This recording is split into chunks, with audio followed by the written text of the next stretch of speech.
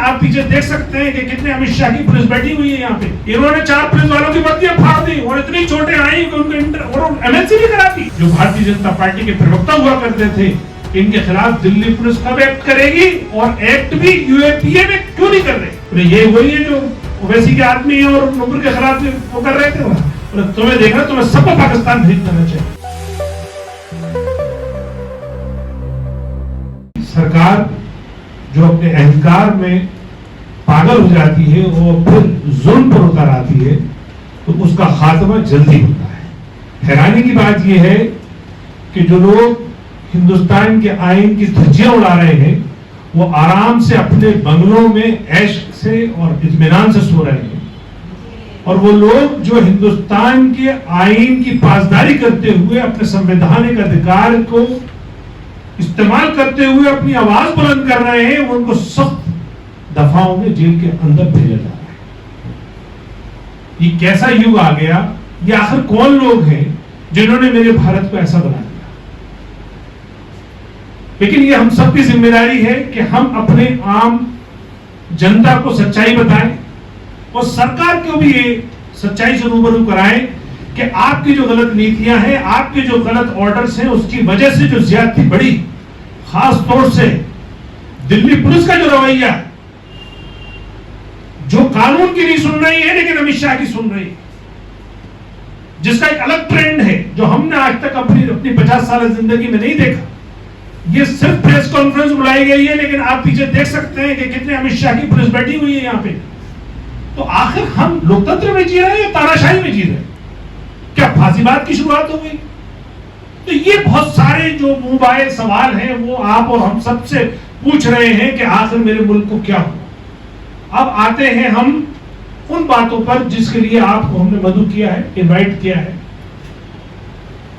सवाल ये कि एक ऐसा देशद्रोह एक्ट जिससे मुल्क की छवि पूरी दुनिया में दागदार हुई, भारतीय कंपनियों के प्रोडक्ट पूरी दुनिया के शोरूमों से बाहर फेंके गए, मॉल से बाहर फेंके गए, आप अंदाजा लगा सकते हैं कि मुल्क को कितना नुकसान हुआ होगा। आप मुझे बताइए कि इससे बड़ा और क्या देशद्रोह एक्ट हो सकता है? ऐसे लोगों के खिलाफ सिर्फ जो सरकार में है पार्टी, उसने इतना तो किया कि अपनी सदस्यता से और उनकी पोस्ट से एक को सस्पेंड कर दिया और एक एक्सपेल कर दिया। लेकिन ये देश किसी पार्टी के संविधान से नहीं चलता है, ये देश के संविधान से चलता है। आखिर देश का संविधान ने उनके खिलाफ क्या किया? वो देश का संविधान क्यों खामोश कर दिया भारतीय जनता पार्टी ने? हमारा मुतालबा ये था कि आखिर जो देश का संविधान जो जिन धाराओं का मुतालबा करता है या इन्वाइट करता है, उसके खिलाफ इनकी कार्रवाई होगी।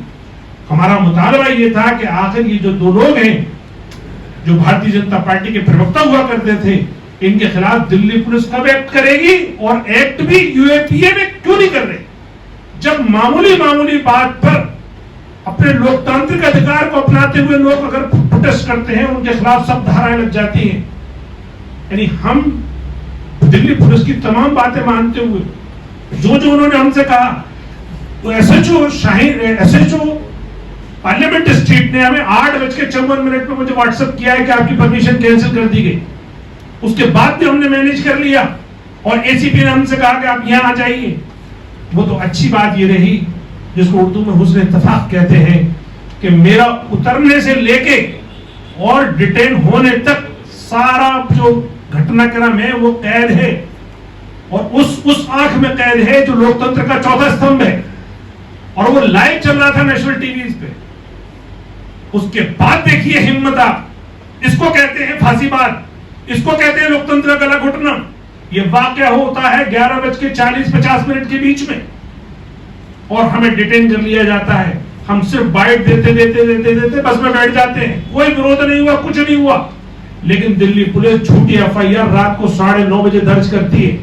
वो तब हमारे ऊपर 6 धाराएं लगाती है, 186, 188, 147, 149, 353, 332। उसमें 2 353 और 332 नॉन बेलेबल धाराएं हैं।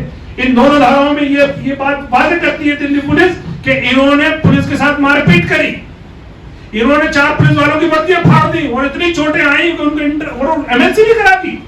दिल्ली पुलिस ने उसकी एमएलसी डॉक्टरी भी करा दी। 9:30 बजे FIR करके उसके बाद एमएलसी होती है उनकी, 12 बजे वो उनके साथ हादसा हुआ, वो 9:30 बजे तक हमारा किसी का इंतजार कर रहे थे वो, और उसके बाद हमें हवालात की जो सख्तियों में डाला है या जो जेल में है वो तो मैं बाद में बताऊंगा। लेकिन मैं शुक्रिया आप लोगों का अदा करना चाहूंगा, इसमें से कई चैनल वो थे जो मुझे लाइव दिखा रहे थे और उन्हीं के बेसिस पे हमारी जमानत भी हुई। हमने ये बात कही कोर्ट से कि देखिए साहब हमारा सारा घटनाक्रम लाइव है, टीवी में कैद है, ये पुलिस झूठ कैसे बोल सकती है? लेकिन पुलिस की सख्ती कहिए या उसकी मजबूरी कहिए या उसके आका का दबाव कहिए कि वो झूठ बोलने में मजबूर हुए और हमें एक दिन हवालात में जो रखा, उसके बाद 3 दिन के लिए हमें जुडिशियल कस्टडी में जेल में भेज दिया गया। आप समझ सकते हैं 30 लोगों की जमानत कराने के लिए कितना अरेंजमेंट करना पड़ता है। 30 जमानती ढूंढने पड़ते हैं, 30 लोगों को के उनके कागजात ढूंढने पड़ते हैं, प्रिपरेशन होती है। हमें सुबह तक नहीं बताया गया कि इस धारा में आपको बंद है, वो तो कोर्ट में जाके हमें पता चला कि हम इस धारा में बंद है। उसके बाद जिस थाने में हमें रखा वो बैरिक ऐसी कि उसमें उस टॉयलेट की 10 साल से सफाई नहीं हुई, नीचे दरी बिछी हुई थी, उसमें इतनी मोटी मोटी चींटे जो काट रहे थे, हम सो नहीं सकते थे। हमने पूछा भाई ये इसका हाल क्यों है? बोले साहब ये आपको पता है ये कौन सी बैरक है? ये वो बैरक है पार्लियामेंट स्ट्रीट की जिसमें अंग्रेजों ने शहीद आजम भगत सिंह को कैद रखा था। हमने ये सुनते ही थोड़ा सुकून हमें मिला और हमने उसकी दीवारों को बोसा लिया कि ये वही क्रांतिकारी जगह है, भले से इन्होंने गंदा रखा हुआ है इसको, कि जिसने हिंदुस्तान में अंग्रेजों के जुल्म का खात्मा किया था, इसलिए वो शहीद आजम कहलाए। और हमने बोसा लेके वो भूखे रहकर पूरी रात जाग कर ऐसी गुजारी, इन चींटियों को मारते मारते कभी इधर काट ले कभी उधर काट ले। उसके बाद हम सुबह जब कोर्ट में पेश हो गए और जब फिर हम पहुंचते हैं जेल में, मैं जेल के 2-3 बातें बता के अपनी बात खत्म करूंगा, फिर हम ओपन कर देंगे। उसमें हमें जाते ही सबसे पहले एक हवलदार के सामने हम पेश होते हैं, बिल्कुल एंट्री जब लेते हैं, सब इंस्पेक्टर दिल्ली पुलिस का हमें लेके जाता है और जाते ही मुझसे कहता है ये कौन? हमने वहां पे हाथ रख दिया उसके टेबल पे, बोले हटाइए हटाइए, आप दूर खड़े हुए। अच्छा ये वही है? बोले साहब कौन है? बोले ये वही है जो ओवैसी के आदमी है और नुपुर के खिलाफ वो कर रहे थे। बोले तुम्हें देखना, तुम्हें सबको पाकिस्तान भेज देना चाहिए। मैं हैरान, उसकी शक्ल देख रहा हूँ कि सब इंस्पेक्टर दिल्ली पुलिस का सामने खड़ा हुआ है और दिल्ली का हेड, दिल्ली जेल का जो हेड कांस्टेबल है वो मुझसे ये कह रहा है। मैंने उनको कहा भाई हम संविधान के रक्षा के लोग हैं, हम अपने संवैधानिक अधिकार के लिए वहां गए। उन्होंने कहा पता चलेगा आपको, और वाकई पता चला हमें।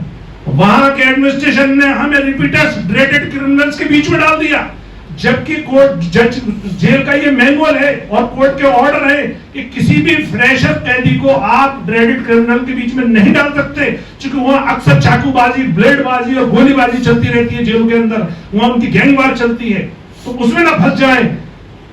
सबसे अफसोस तब हुआ कि जब हम एक राजनीतिक कैदी थे लेकिन हमें दुर्दांत अपराधी की तरह ट्रीट किया गया।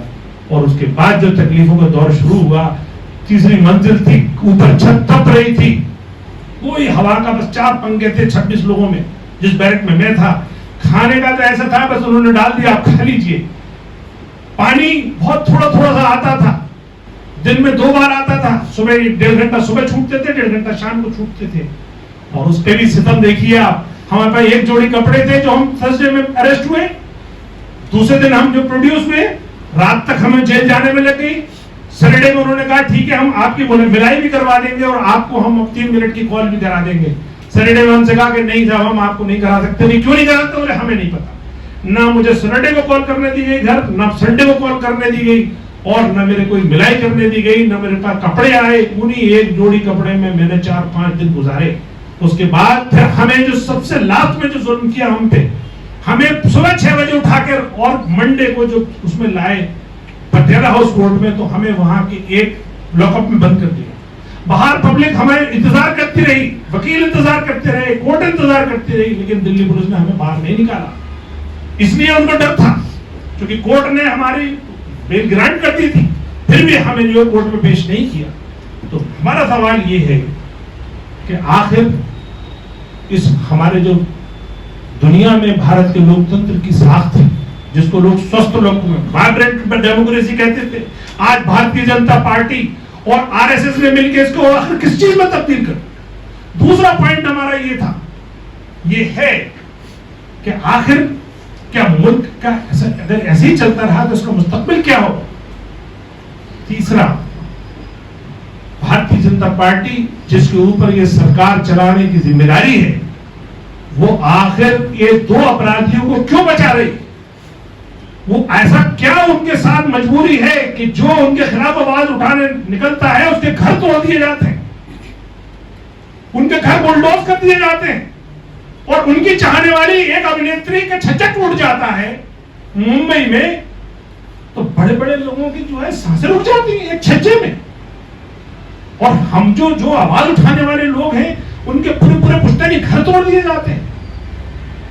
तो हमारा आप लोगों के थ्रू ये मुतालबा है कि भारतीय जनता पार्टी ने ये जो हमारे बुजुर्गों की जो विरासत है, जो इस देश को सजाया है, जिस लोकतंत्र को उन्होंने स्वस्थ बनाया है, इसका जो गला घोट रही है, इसका गला घोटना बंद करे।